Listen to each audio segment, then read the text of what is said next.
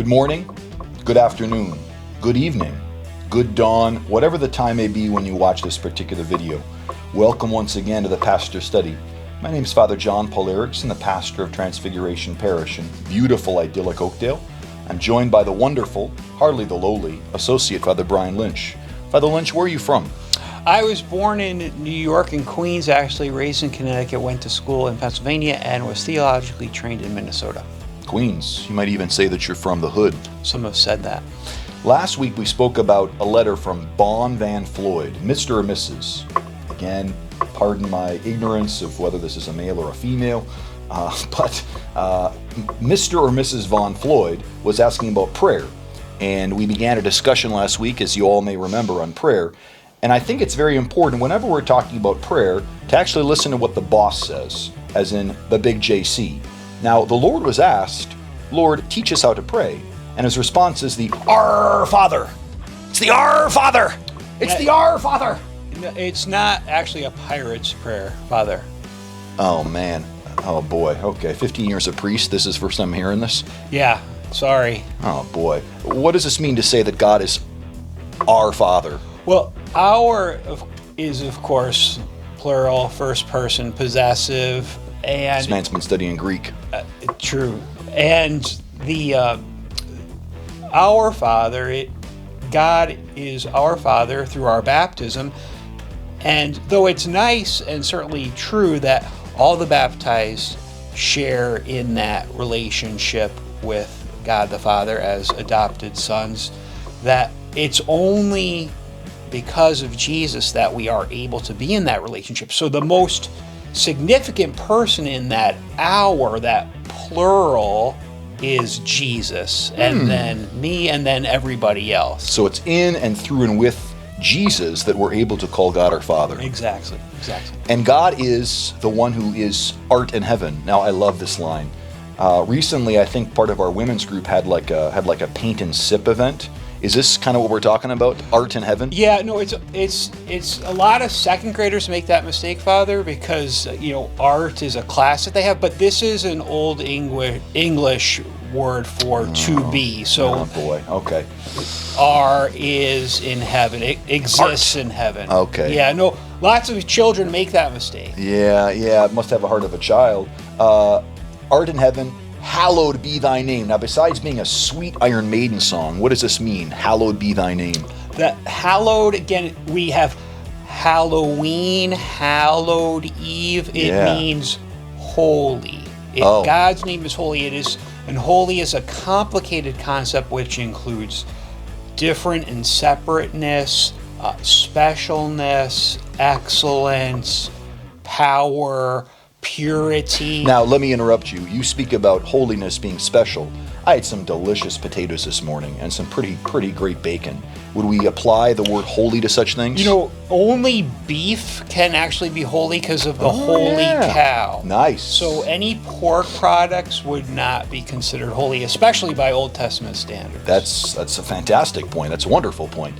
Hallowed be thy name. Thy kingdom come, thy will be done on earth as it is in heaven. Yes, in earth.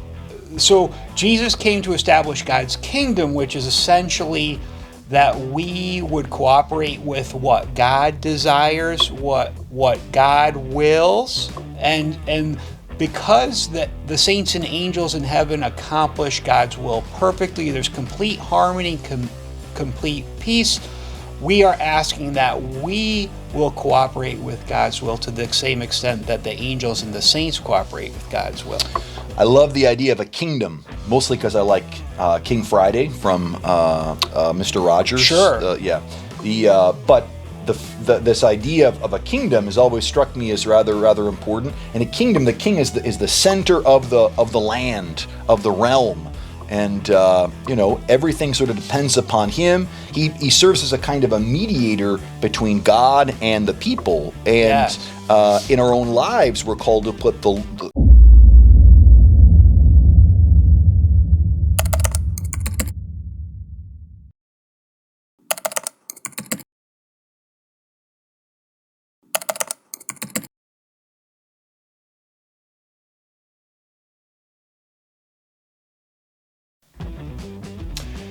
Let me tell you something. I just had a very challenging 3 days, but mercifully I had my beeswax candle, so here we are. We were talking about kings, and I want to move into now the next portion of the Our Father. Give us this day our daily bread. Daily bread. Now, Padre, is this pumpernickel? Is this wheat? Is this sourdough? Is this soda bread? Is this wheat bread? Is this white bread?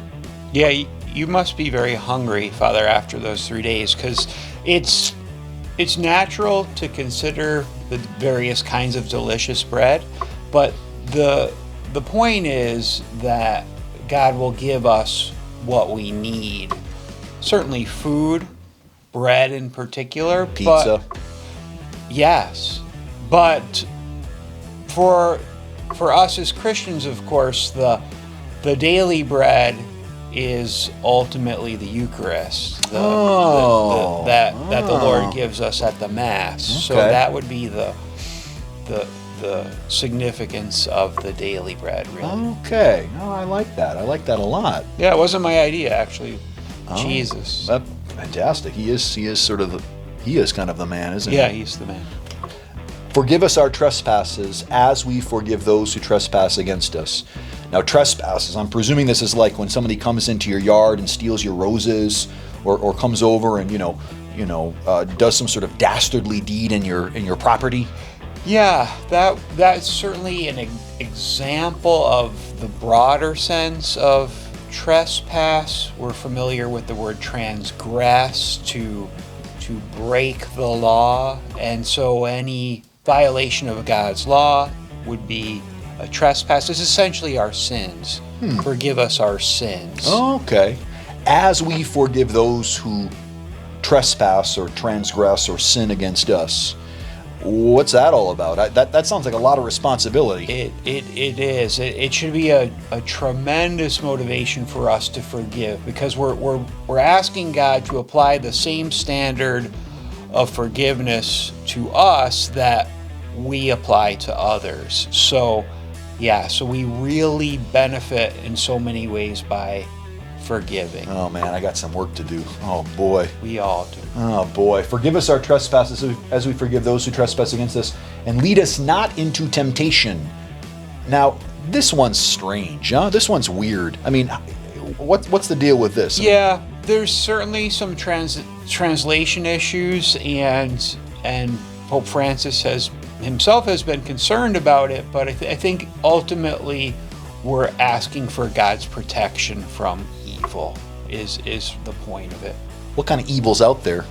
Well, the three traditional sources would be the devil himself, the devil himself, and the world, the world. There's so many even good things in the world that we can put too much value in, that we can overemphasize and turn into idols. And then there's the flesh, which gets at more of the conventionally sinful behaviors that can lead us astray. Lead us not into temptation, but deliver us from evil.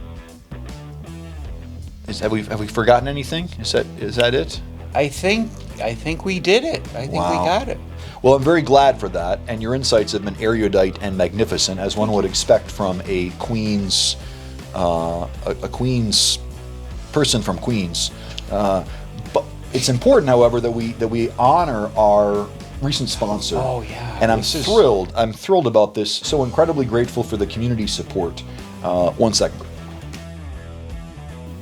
The Pastor's Study is brought to you by Three Kings Crunch. Does your parish not offer a 6 a.m. solemn high mass at which Junior can serve as a thurifer? If not, we have the next best thing. Three Kings Crunch is the only 100% natural breakfast cereal fortified with authentic frankincense. Just add milk and your kids will enjoy the original Snap, Crackle, and Pop that only Caspar, Melchior, and Balthazar have to offer. Find it wherever indulgences are sold. Thank you, Three Kings Crunch. Deeply grateful. We're still looking for more sponsors, so if this video moves you or touches you, please let us know. We would love to advertise your product. So I hope that we have answered the question of Van or Vaughn, Mr. or Mrs. Vaughn, to the best of our ability. We're going to introduce you, dear viewer, to another letter next week, and I'm looking forward to it. Oh, it's going to be great. I'd love to ask you your opinion on the battle between an aardvark and a crow, but that might have to wait for next week. This is Father Erickson and Father Lynch coming to you not so live from the pastor's study after surviving the 3 days of darkness. We'll see you next week. Peace!